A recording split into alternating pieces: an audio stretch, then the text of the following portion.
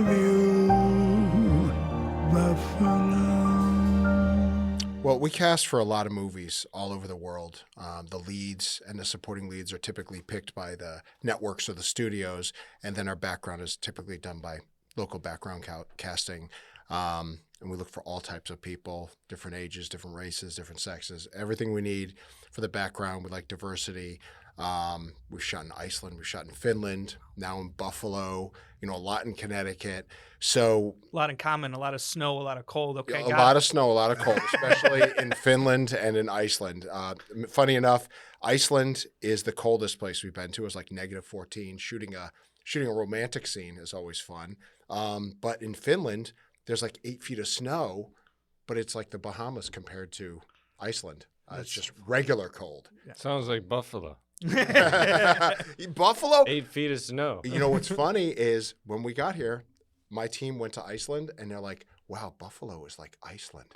Like the wind. Okay. Really? It's the wind. Right. So in Iceland, they call it the bitchy wind. You also have that bitchy Oh, wind. yeah. do. Oh yeah. Oh, yeah. slaps you right in It's the like face. piercing. Slaps It's you right in the nasty. face. So there's not too much of a difference. Yeah. Except you don't look like Mars or not Tatooine, whatever the Hoth planet Yeah, from Star Wars. Yep. The one college that I went to here, Buffalo State, which a lot of movies have shot there, but the architecture was built for Arizona to give airflow in to cool down the students and the faculty. They took that same plans and put it in Buffalo. Wow. So whenever we go to, and you teach there too, I was going to say, when you walk through, you're getting slammed with wind and cold, and it's like, this was a terrible idea. Oh my God. Might say it's a little drafty. So, Andrew, thank you for coming on this podcast. No, thank you for having me. This is Andrew Gernhard. He is an incredible producer and owner of Synthetic Cinemas International. Yep. Did I say that right? Synthetic Okay. Cinema International. Okay, got it. And we have him on today. On our podcast is our first official guest on Podcasting Buffalo. Great. So, Oh my gosh. yeah. It is Thank an you. honor. You get a lot of Yeah, pressure. Yeah. yeah, there's a lot of pressure. But yeah, so like, thank you for coming on. And we tried to be the voice for a lot of Buffalonians as just a company in self to trying to get Buffalo in the movies. Yep. And it seems like we are getting more and more of being a very coveted place to come film, including yourself. So, I mean, we want to learn more about you because you came to our backyard and we want to make sure that you keep coming back to our backyard. Yep. So Andrew, like, how did you get started? Like, why are you here? Why did you come to Buffalo? Well, I came to Buffalo. We're based out of Connecticut, which Connecticut also has a great tax incentive. It's a 30%, and almost everything counts as long as it's done in state. But I do know we're going through a little bit of turmoil with the credit being reduced 5%, which is a big hit. And also another big hit is the fact that we don't have local crew, which is great for local union crew. That costs a lot of money because we're bringing people in. In Buffalo, you have the union crew. You don't have a ton, but you have a good amount, and that'll grow. And then you have the 30% plus the 10% kicker, which is huge because everybody's constricting now. All the studios networks, they want more for less. So it's a matter of doing something more for less. And Connecticut's great. I still live there. I would love to make movies there. I'd still love to make movies there. But coming here, I want to say is probably the best production experience so far, knock on wood, I've had in the U.S. Wow. You've Excellent. got great people here. That's great to hear. Wonderful locations, wonderful non-Christmas, non-Christmas movie, non-movie people, and the incentives great, and the architecture here is like amazing, like unbelievably amazing. I feel like you could shoot many different eras. Yeah. I feel like Buffalo itself could be Chicago, Boston, Manhattan, almost Anywhere anything. USA, that's what we Anywhere. say. Yeah. Even you go outside, it could be Minnesota, Wisconsin. I mean, there's a lot of choices here. And I'm excited I do a lot of TV movies, but what is TV? Everything's a mixture now. It's TV, streaming. TV's What the is place it? to be. I make, Awesome. it's movies. Yeah. So I do a lot of movies, for all the different studios I've worked. My main client is Hallmark, but I've done Netflix and Paramount and Disney and Lifetime. So I would like to bring more stuff here. I know we have some other stuff that we're, trying to get here, but so far it's been amazing. And the food scene here is amazing. Yeah, the food It's is great. important to The me. food will keep you. The food is important, and it's great restaurants. I've met a lot of the owners here, and they love film, which is really, really cool. And everything's like embraced, which is really nice. Well, the feeling is mutual with how well this production has gone so far.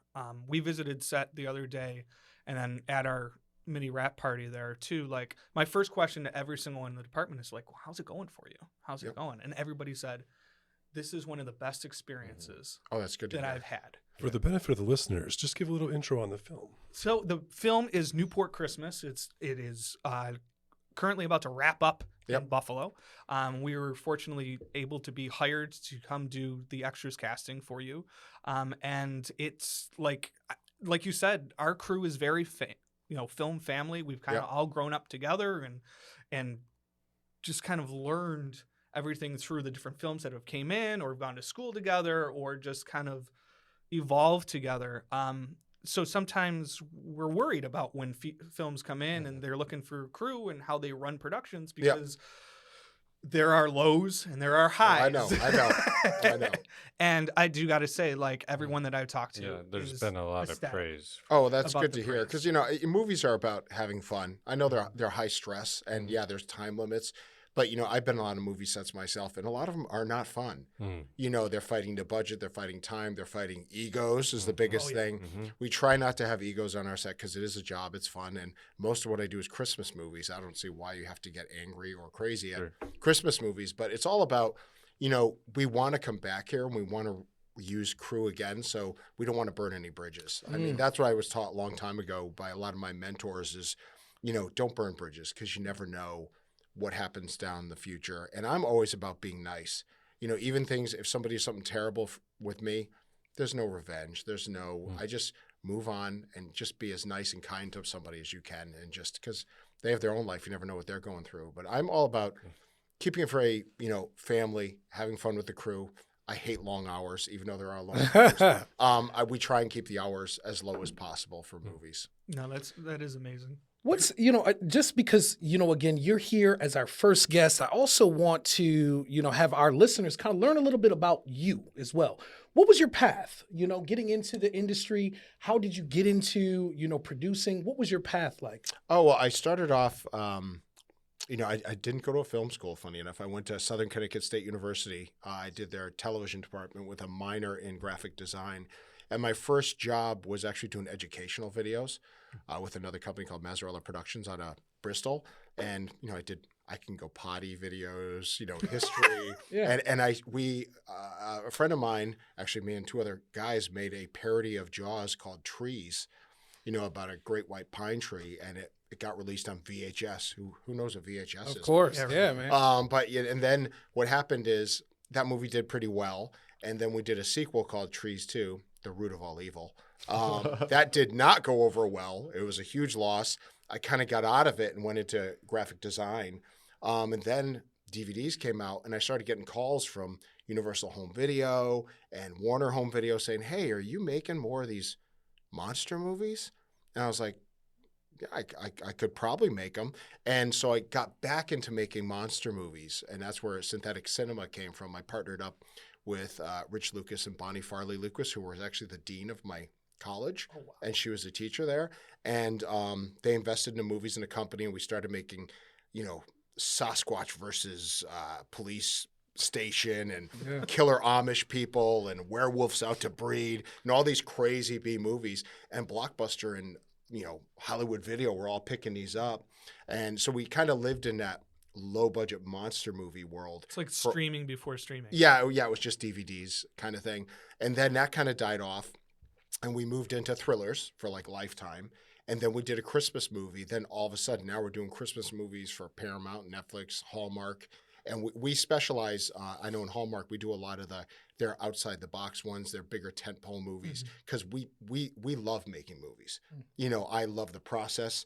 So I definitely want to do something that's not a cookie cutter, something that is, wow, look what these guys did on this budget. I want to make $100 look like $1,000, and I want to do something fun that people enjoy. And, we don't always hit hits, but a lot of ours are pretty good hits for, the networks and the studios that people enjoy because they are different, but they still have that feel good message what people want. Well, speaking about fun, big tentpole type movies, I mean, press release just dropped about trying to make a Buffalo Bills feature, which in we've been Buffalo. getting million calls about. I think that it's a big topic, right? So this press release came out everywhere, Variety, just every major outlet that you can think of, and about Hallmark collaborating with the Buffalo Bills, so that's something that's super exciting.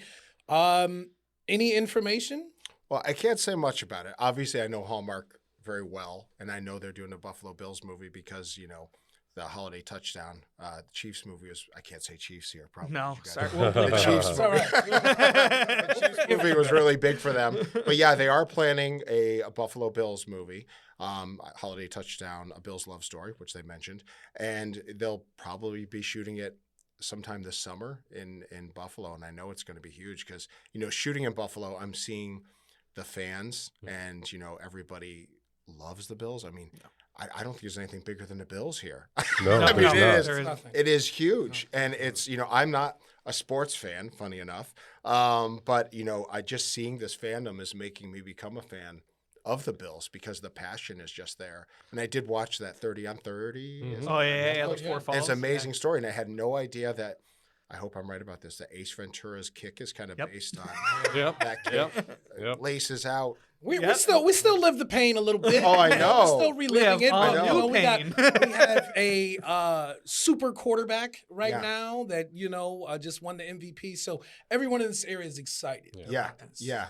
I We- think it'll bring a lot of excitement here. I like to think about how we, as Buffalonians, we have a resiliency that I think is really true to what the animal, the buffalo, is. Yeah. We can take these harsh winters. We can take, bad climate. We can take the getting kicked and we get back up. And get him back up Yeah, again, right? so we get But back up. but I've been watching some of the making of that new stadium on like YouTube and stuff. You're gonna be a little cushier there. They got like no more shoveling the. I watched the whole thing about no more shoveling the ground, but it's not covered, which I think is smart because it's got to stay Keeps open. the environment, right? Yeah, that was pretty cool. I did. Yeah. It's such a cool endeavor making that thing. Yeah, I mean, we're called Bills Mafia for a reason, right? and that's the best part is like we have actually cast a lot of commercials for the Bills and like for like Visa commercials, Amazon. I can imagine. We've done some really big major brand commercials with the Buffalo Bills. And to be honest, it's kind of like a niche thing that we've been doing. Like, we know a lot of the major players that that participate in the stadium. And there's a lot of characters, Yeah. those celebrities, local Yeah, celebrities. local celebrities that kind of play different characters. So it's definitely a hot ticket. Yeah, I feel like a lot of media business must be based on the Bills here, because I've seen they're involved with all the banks. I mean, even I went into the bank and they wanted to give me a Bills debit card. You should have got it. So I would have got that. I saw the Chiefs film. Was it at Christmas or Thanksgiving? It 'Cause was a Christmas holiday touchdown, a Chiefs love story, Okay. not about Kelsey and No. It was about the hat. Yeah, being it was missing. about the Yes, lucky hat. I watched it with my mother on Christmas, and I wondered how many people in Buffalo didn't watch it because it was a Chiefs film. But Never heard of it. but there was so many background people just swagged out in all Chiefs. I imagine that's going to happen in Buffalo, right? There's going to be a bunch of people. I mean, I would assume so. 'Cause Bills gear in every it's- shot. They want to, I'm sure they want to make it for the fans. Yeah. But maybe it's about the Bills going after the refs from that last game. It could be Hilarious. about Oh, man. that. Well, they just corrected the rule. Did you see I saw that. Yes. Now it's all video rule. No, we're really excited and hoping that this city is going to turn out for that because what's not more exciting than a Bills movie? When's the last time there was a Bills movie? Oh man. Second string, I think was I don't made even back in like I don't even know. early Bills 2000s? movie? There was Remember that? There was a recent local Bills movie. Oh yeah, you're And- right. And I should know the Oh name. yeah, that's right. Is there a documentary or something about the Bills? There's guys? one Well, there you in go. production. Documentaries coming out. There's Yeah. some fan stuff. All that's Addison good. Henry's But nothing documentary, national. yeah. I don't think No, anything not on a national. national Well, there's level. Maybe since like Buffalo OJ. 66. Yeah, so we did 66. cover Yes. Buffalo 66. Yeah. So I mean, Yeah, I feel like Hallmark is such a juggernaut in the the holiday. You don't get better than Hallmark for holiday movies. And I think that them mixed with the Bills and any football team, I think it's going to be huge. But you guys have such a great fan base. I know it's going to be insane.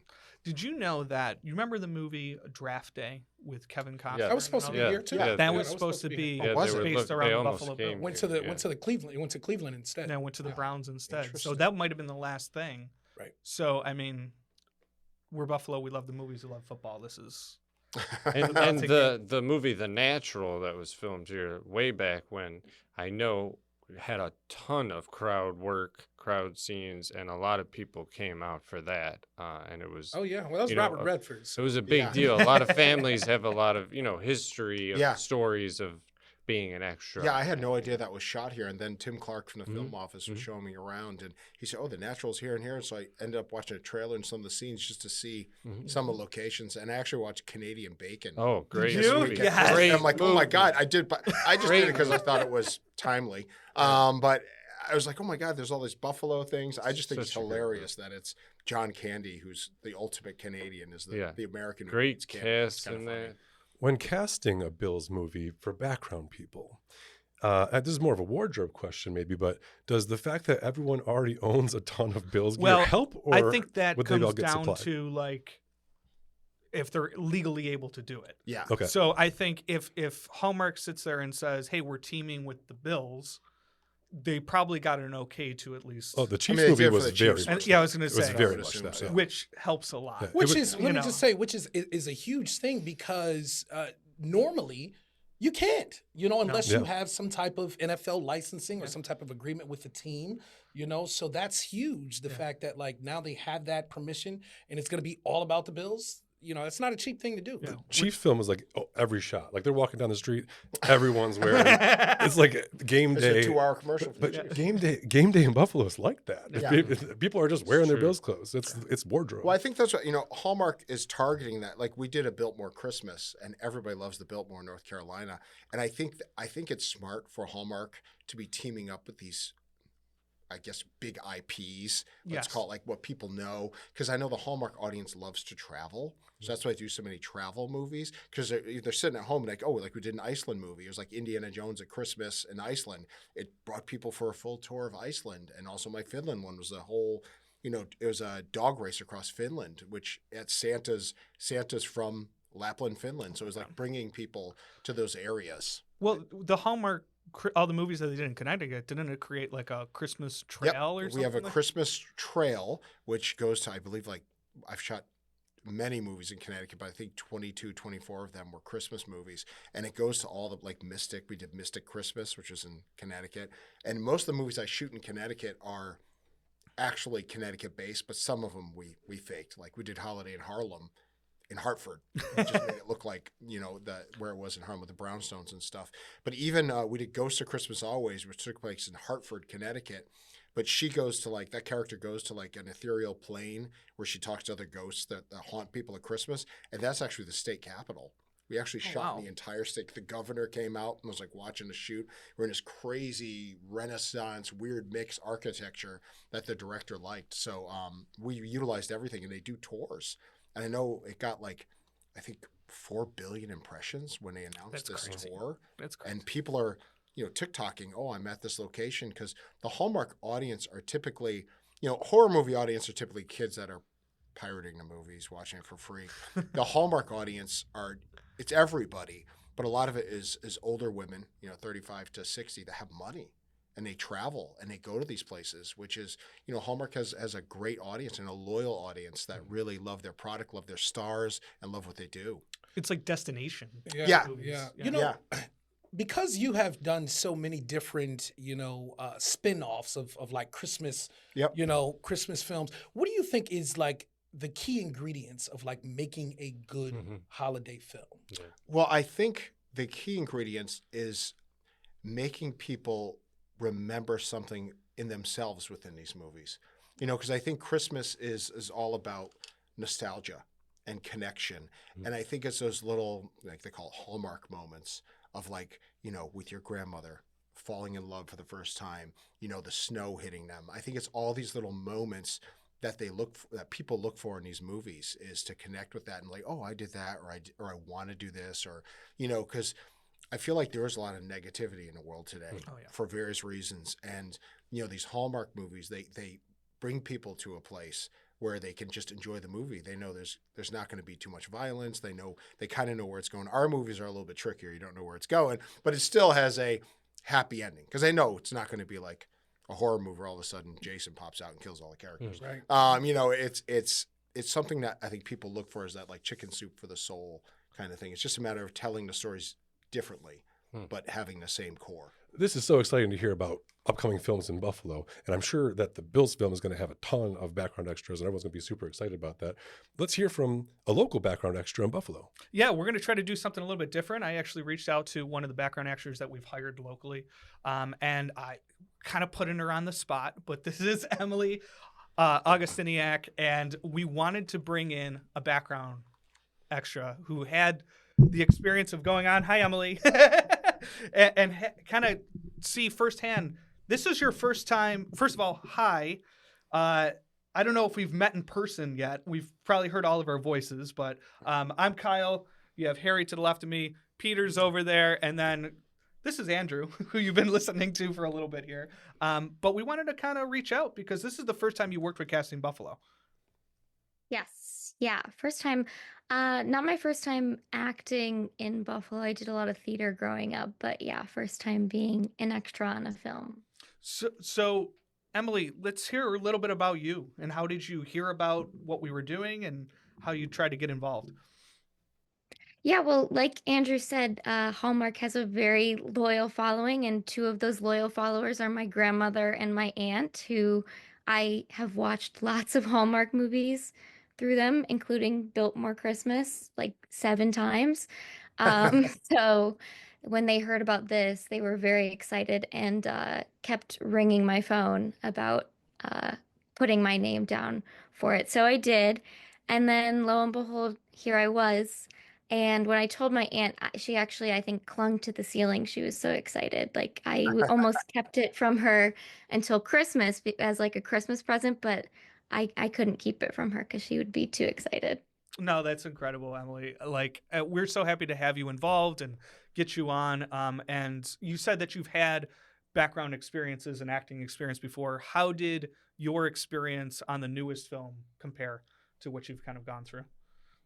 Yeah, I mean, I've never done anything like this. I did an indie film my senior year of college, and I played a horse's tail. So like I was like flicking a horse tail in a barn, and I was a PA on that set. And then I was an intern at the Colbert Show down in New York, so I did some like extra work for them on the streets of New York. But this one was a lot of fun because I was with the people in my community. So, Buffalo is a very tight-knit community, city of good neighbors, and it was really awesome to talk to everybody and hear their stories about how they ended up there. I definitely there was not really many people in my age group, but that's okay because I have an old soul, so I like talking to people beyond my demographic. So it was fun to talk to everybody, and I enjoyed it a lot. Let me ask you, Emily, as an aspiring actress, did you think that this experience was beneficial, even though you were a background extra? Did you feel like, as an aspiring actress overall, that being a background extra was helpful to your career and to the experience? Yeah, I think any time that you're on a film set is helpful to giving you experience. I've been on film sets, like I said, in the background, like the behind the scenes roles, and I think that's really helpful to learning how the mechanics work. I've now done background work here, so I think that that's helpful too, seeing how that works as well. I'd like to be an actress and I think writer as well, so going around and doing all of the areas and seeing how all the gears turn is always really helpful, and I think it's good for anybody and their experience. Well, Emily, too, you trying to be a writer, I feel like being around so many different personalities and just Yeah. being able to Definitely. put that into your brain or write it Give down. you material. Yeah, it's brand new material. No, 1000%. I think that I mean, I'm specifically a comedy writer and a comedian, so anytime I get to interact with people, it's always lends to finding some interesting experiences and interesting personalities. So I definitely got a couple of those from this set, not in a bad way, only in a good way. Yeah. Well, Emily has this awesome social media following. She's fantastic. She has these hilarious reels that are out there. And, you know, it was one of the reasons that kind of like on top of you submitting, but we were just like, oh my God, like this person has something special as well to try to get her on set and involved. So thank you, Emily, for coming on. Please plug anything that you have out there for our audience. Okay, sure. My social media handles on both TikTok, Instagram, YouTube are August, so that's EM_August, the month of August. My last name's too long in Polish to put on a social media handle. But so yeah, you can find me anywhere online. Yeah, it was great. I actually got recognized for one of my sketches on set, which was crazy. That's amazing. Nice. Awesome. Thank you, Emily. We'll Yeah. talk to you soon, and hopefully Thanks we'll get so you another much. one, okay? Thanks, guys. Awesome. Take Thanks, care now. Em. Bye. you. I know.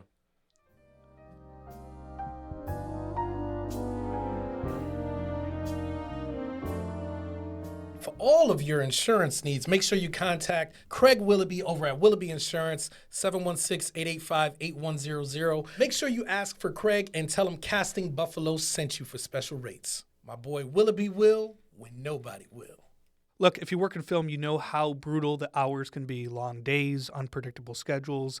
There's barely enough time to eat healthy for yourself, let alone work out before or after set. Staying in shape almost feels impossible. That's exactly why Ascend Fitness remote coaching exists. Whether you're on set or just juggling a busy life, this isn't a generic program. It's 100% customized to you, your schedule, your goals, your equipment, and even how you feel day to day. You'll get a fully personalized plan, expert coaching, and real accountability so you always know exactly what to do, no matter how crazy life gets. And right now, they're offering an exclusive deal. Sign up for 1 month and get the second month free, but only for the first 10 people. Spots will go fast. Go to trainascend.com and book your free coaching call before they're gone. Looking for an unforgettable dining experience in Buffalo? Head to Daniela Restaurant, where every bite feels like home. Whether you're craving classic Italian favorites or exploring something new, Daniela's menu has something for everyone, from handcrafted pastas made with love and the finest ingredients. And it's not just about the food. Daniela's warm, welcoming atmosphere is perfect for a date night, family dinner, or special celebration. Plus, with a carefully curated wine list, the perfect pairing is just a sip away. So why wait? Head over to Daniela today. Come for the food. Stay for the experience. Do you love horror movies? Here on Getting Scarried Away, we sit down to talk about what we love about the genre, shout out fellow horror creators, and spill buckets of useless horror knowledge for your next trivia night. Join me, Ricky Needham, and my co-host, Rhiannon Needham, as we dive headfirst into your favorite horror movies. Subscribe today anywhere you get your podcasts. With your company, you know, you're based out of Connecticut. Roughly how many movies are you making and producing a year? Well, that's interesting. Typically, we do 3 to 5 movies a year, which is a lot. But I know the year after, is it after COVID, like 2020, I was involved in over 21 movies in 1 year. Whoa. Like there was a time in Connecticut, that's when there was that big boom of movies. Oh, yeah. It was like I was going from, it was Hallmark, Indie, Disney. Like driving around Connecticut going to, and I wasn't a producer on all of them. Sometimes I was just post-production, sometimes producer, sometimes I was production services, but I was like, it was like a huge boom. And I worked every day for almost a year and a half. Was that boom related to tax credits, or was that? It was related to COVID. People needed streaming content. They're spending a ton of content, and the tax credits and locations. So that's what really had that boom. But now, you know, things are constricting, and I think people are realizing what they want to do. And unfortunately, a lot of work's going overseas. We do go overseas, but typically for the setting, not to try and save money, but we go for setting. But you know, it is it's expensive to make things in America, and that's why a lot of these productions are going overseas. But it is productions down, I think overall like 22% overseas, but in America it's almost like I think 40-50% less stuff. But you guys, I think, you know, I'm going to have more stuff here. I think there's a lot of stuff coming up here. I think New Jersey and New York are really going to be like the new Hollywood. I mean, even Hollywood is kind of like dying. Yeah, I just read they something haven't about had Disney much going movies. on. Yeah. I don't know if it's true. I don't know if it's April Fool's, but I read something about Disney leaving a Fox lot. You know, it's a lot of things. And we got a lot of things against us. I mean, you got AI coming out, expenses, narrowing down, you know, figuring out what the audience is. But I think it's just a transition, you know, and then I think in a year, we'll probably figure out, okay, this is what really needs to be made. You know, I think AI is going to be a big thing in the future, but you know, is it going to replace? I think it will replace a lot of movies, but not all of them. There's a really interesting thing about AI I've been a part of recently through the 40 Hour Film Project internationally, because we've got a lot of indie filmmakers making films. And that's the big question of like, how is AI going to affect this? So they do some AI filmmaking challenges. And what interestingly, this was thrown out as one of the stats from one of the city producers. He was like, yeah, the people that enter the competition are really like 45-year-old dudes. Like it's not a young audience that's gravitating towards making AI content in that arena, at least. And I find a little bit of a rejection of AI amongst younger people. So I wonder how it will all fall into place when it all happens. I don't know. Your thoughts on that? Well, AI is very interesting to me. What I do want to point out, and I know this may offend people, but AI, what happens, the problem is it hurts the people that have talent. I mean, when I know AI was coming out, the professionals I work with were like, oh God, what is this? And the people who really don't have a lot of talent were like, yes, this is great. And just because you can make a great movie poster with AI does not mean you're an artist. You know, I hate to say that to people. It doesn't mean that you're the artist, because you might have typed it in, you might be good at programs, but you're not Michelangelo. You know, it's a talent in one way, but not a true artistic talent, because it takes a lot of teamwork and talent to make. If it's not talent, it's years of work you put into it, experience. And I do know, you know, AI is going to get so realistic that I know the studios are going to, when they can make Iron Man in a computer, they're going to do it because it's just cheaper. You're going down from 10,000 workers to 1,000. You know, I don't know, and you know, some stuff I see blows my mind, but we're not there yet. But I do foresee myself probably in 10 years going to colleges being like, oh yeah, you know, I was on set for 10, 12, 14 hours, and the kids are going to be like, what? Yeah, exactly. Like, wow, we could now just we shoot type for an hour. Yeah, I mean, and it's not like Avid. It's like, oh, they have a new update once a year. I mean, AI is learning as we daily. I mean, if you look at the progression, it's unbelievable. And we have I'm not anti-AI, because I do think it's a good tool. We use AI in some audio cleanup and audio. We don't replace actors. That's one thing we don't do, because I don't believe in replacing actors' voices. But we do it for cleanup. Like, it can figure out, like, oh, there's a hum, take it out. Well, I was going to say, I'm like, using it as a tool. Tool is the right way to use it. Is the right way to Yeah, even visual effects. We do use a lot of visual effects to help our artists figure out how to make things better. And take out a wire, take out a lamp. It makes, because we have to make movies fast, so it helps us make things faster and better. Like, I know our visual effects last year were better because of AI, and I know just going forward it'll be a stronger tool. It's like a new version of Adobe or something like that. It's like it's a new paintbrush as opposed to a new painting. Yeah, but unfortunately, I feel like that's going to take over. But what I'm more worried about is not. I mean, we just think about our little world of entertainment. I mean, AI could be a big problem in the future for everything. Yeah. It's going to be a miracle and a problem. Like all these fake news things I see. Like if you just look on Facebook, I'm a big headline guy. Yeah. It's like all of a sudden, I mean, you could have a press release and, you know, a live feed that looks like a real newscast declaring war, and it's AI. Yeah. Yeah. I mean, that's the scary part. Until Skynet takes over. Yeah. Right? I'm curious as well to kind of hear your thoughts just on the state of movie making from big studios. And what I mean by that is that, you know, you mentioned after COVID, and I think what we saw a decline of like movie theaters, you know, closing. Yeah. We also saw, you know, we're seeing an increase in streaming, you know, as well. And one of the things that you mentioned multiple times is just about cost. Yeah. Right. So how do you think that bigger studios are like adapting to now like to movie making that they may not have the theater there to push it, that you have all these other streaming services. Yeah. Are they changing their formats? Well, I think, I can't talk for the studios, but in my opinion, again, Yeah. is my opinion. I mean, movies were great. I mean, they were just rolling in money in the 80s and 90s. I mean, because you like E.T. came out in the theaters twice. Money, money, money, money. Right. Then it came to like major broadcast, money, money. Then it came to VHS and this and now it's made a ton of money. Now, if you made E.T. now, it'd go right to Disney Plus. That's it. So, I mean, they have lost a lot of revenue. So I think what's happening is I think what my personal opinion is, like, Hallmark has it right.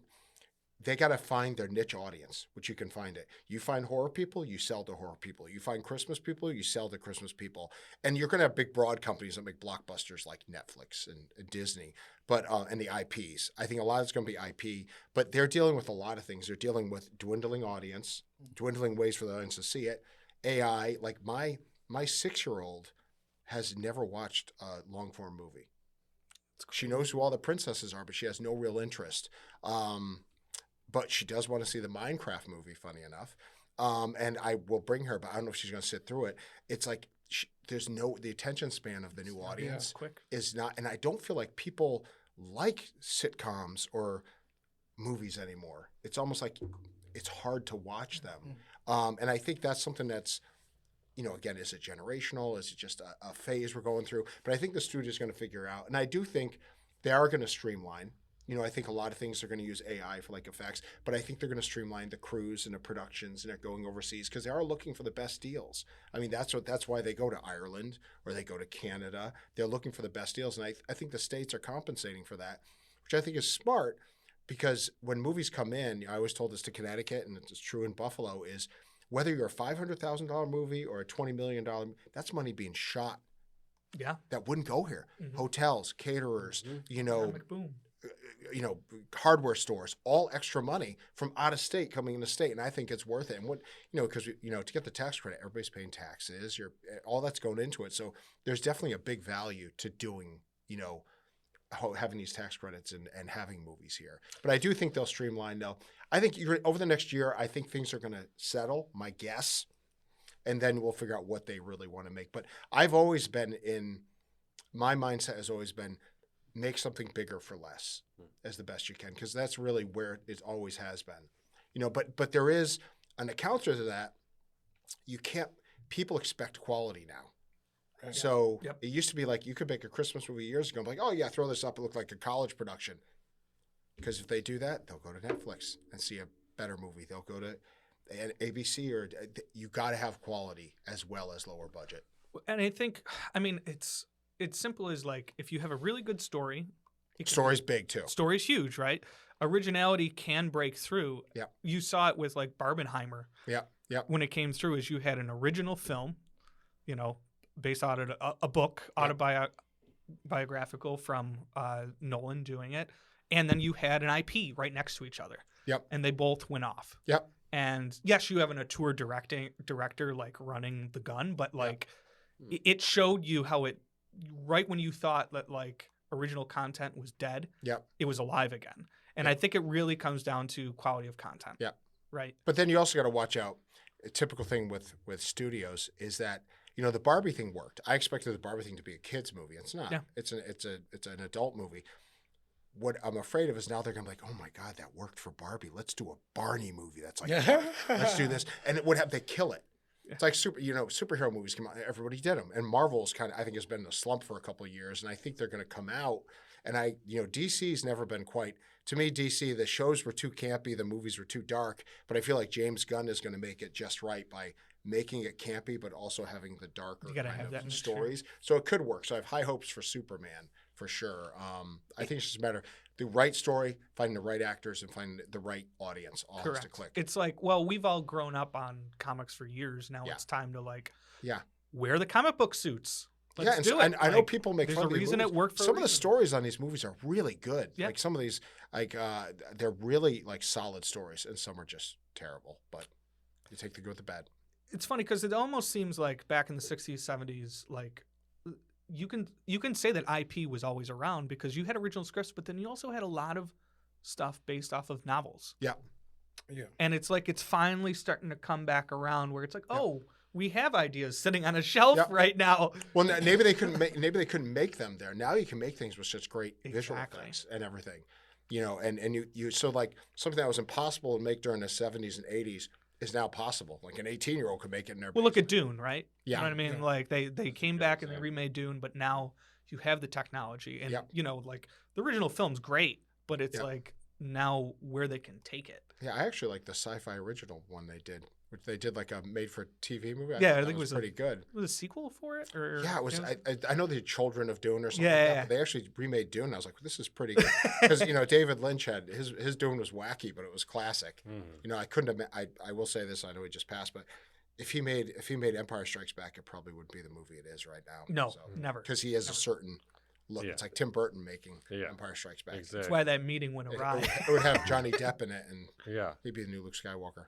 Well, you mentioned like this seems like Buffalo might be a hub for a lot more films. Yep. And that they're teetering towards New York being a stable environment to be a new Hollywood. With that, we need crew. Yeah. And we have union crew, and we need to expand on union crew. Yep. And we think amongst us and talking to a lot of people, we need to expand that. Like Yeah. it's getting new jobs here, because if these films come in, You're not going to have enough people. you're not going to either have that, enough people. and what you find is that, and I think it happened to Atlanta, is that people migrate from other Yeah. places. Yeah, I think that's gonna happen as come- well. Absolutely, right. Yeah. I think that's going to happen. I think that as Buffalonians, we also in for our company, because we're one of the industry leaders locally, we have to prepare our people, Yes. for the upcoming change, to get them prepared for these films to come in, to keep the jobs local. And Buffalo Filmworks, where we are, is a great studio. I mean, you could do anything from something small to they have a stage. I think you fit the Titanic in. You probably fill Yeah, water it's and crazy. sink it. Yeah. The Titanic too. I mean, they've been great, and they seem like they're very community centered, and they really support the film. I mean, they've been really good. So I mean, you have the stages, and personally, I think you have for local crew. I think you have enough to do like 2 TV movies or 1 big movie. Yes, correct. But then you could bring some people in to supplement the whole thing. But local crew's always good. You start off as a PA and work your way up. I mean, that's true. So what we do every single year is we do a Casting Buffalo Actors Expo, and we've actually done 2 years in a row, and we do it in the end of August. And the idea is like to try to build the army Community. of a community of extras and actors and talent. Yep. And this year we are expanding it a little bit to include, job discovery for Yep. crew, because we know the need is going to happen. Yep. So, and it's showing us right now. We had 2 films in town. I think we have a vertical in town as Yeah, well. Three films. So 3 features, and the summer's going to just get busier and busier. Yeah, summer's always once it a gets busy warm. busy time for everybody.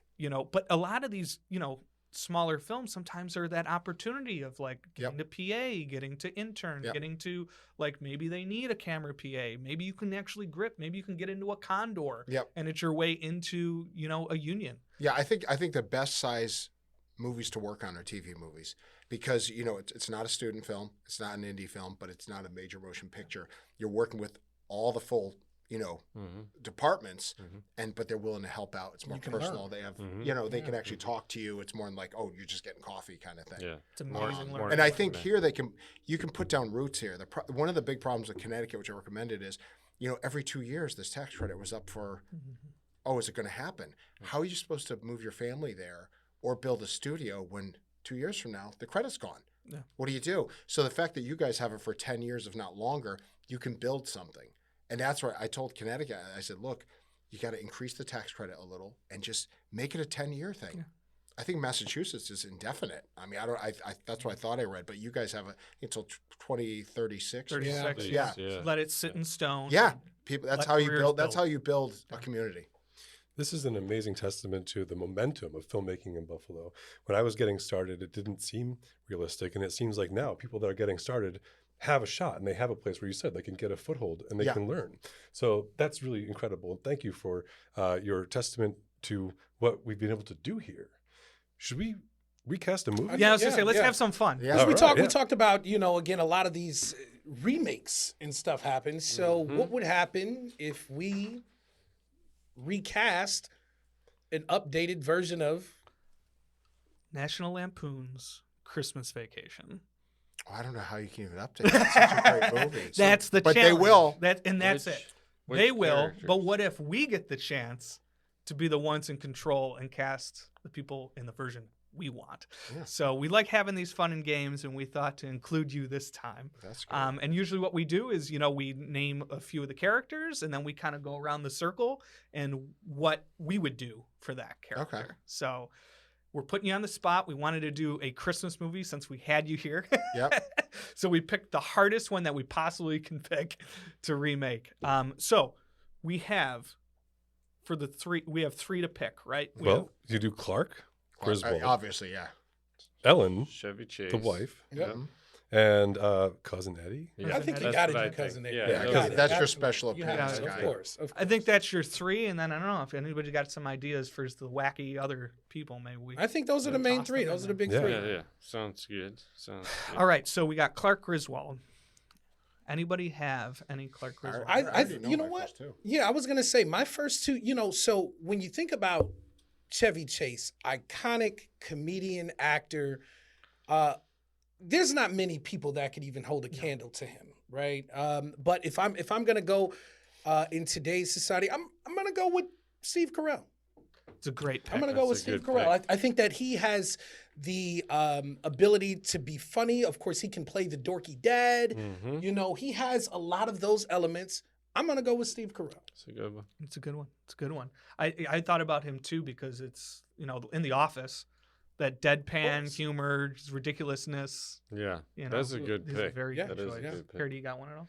I do. I was gonna go with a Will Ferrell, and my thinking too was, I think Will Ferrell's actually pretty good when he plays things that aren't always serious. I don't think he gets that opportunity as often, but I think the times when it needs to be played serious, he could do that, but also bring in that sort of like quirky and like, funny dad Oh yeah, for sure. vibe. All right. Andrew, you got any? I think like a studio, and I've already casted the top three. Okay, got 'Cause I it. know if a studio came to me and says, who do you want this to be a hit? Now I'm not saying that they're going to be, they make a lot of mistakes, but this is what I think a studio would do. Clark would be Ryan Reynolds, Oh, Ooh. Yep. Elizabeth Banks would be okay. the wife, Okay. and Walter Goggins. Wow. as Eddie. Interesting. I think I if like they went that. with I that, like the Walter think Goggins. The Walter Goggins. I think is it might really be a complete good idea. failure. Yeah. But that's what I feel like a Walter studio. Ryan Reynolds Goggins. has done some Christmas stuff too. hasn't Yeah. he? And I think Yeah, that could I like work. Steve. I like Steve, but I feel like he's too old now. Yeah. That's Same true, thing too. with Yeah, Ferrell. yeah. Yeah, I feel like because if you look, we always think Yeah. Chevy Chase is Yeah, older, that's but he true. was young in that movie. That's Yeah, true. yeah. That So is that's true. why I think Ryan and Elizabeth Banks I think is great because she can do comedy and kind of straight at Yeah. the same time. She was Walter good. Goggins I think is a great actor. Yeah, Would- he's so good. Would Elizabeth Banks direct the film and act in it? Since she did Cocaine Bear. Yeah, yeah, She should have too. I think for me, Clark, I've been really into the show Shrinking lately on Okay. on Apple TV. And I've always loved him, and he has a little bit more of a resurgence. But I'm going really different and going with Jason Segel. Oh, that's a good one. Oh, I could see that. He's a little bit different, a little bit out there, but I like his Jason. comedy is hilarious, and he doesn't have Yeah. to do much. Yeah. For it. Yeah. I could see that working. So Jordan? I'm pivoting. I had it written down, and I had another one in my mind before. I'm pivoting, and that'll also lead us into Ellen Griswold. So not Marvel Chris Pratt, and not Parks and Rec Chris Pratt, but a combo somewhere in the middle of those two Chris Pratts. I was thinking Chris Pratt too. He was my second choice. and then because of that, Aubrey Plaza as I the could wife, see and that. just her Yeah. being dry or her being her being weird. Those two have such good chemistry. I like that too. For Ellen, I went to, Beverly D'Angelo had this She was like great. crazy, Yeah, right, awesome I personality. had the biggest crush on her growing up. Exactly, Oh but my she's gosh. extremely pretty Yep. and could play off of Her funny. She was Chevy so funny. Chase She, is- Chevy she Chase took the cues. so Yeah. well. Because it's like even though we're doing Christmas Vacation, Vacation came before it, European Vacation before it, so you had this like already built relationship Yep. of how the characters. Except for the would be. kids who are different actors. Exactly. You don't even look like your pictures anymore. That was one of the jokes. And for me, I actually am choosing Scarlett Johansson. She doesn't have. I mean, she's good. She's not that much comedy that she's done, Yeah. but she can play off of people really well. But Yeah. she has those looks, Yep. those She crushable does. looks, and I think her next to Jason Segel could be an interesting pair that we haven't seen before.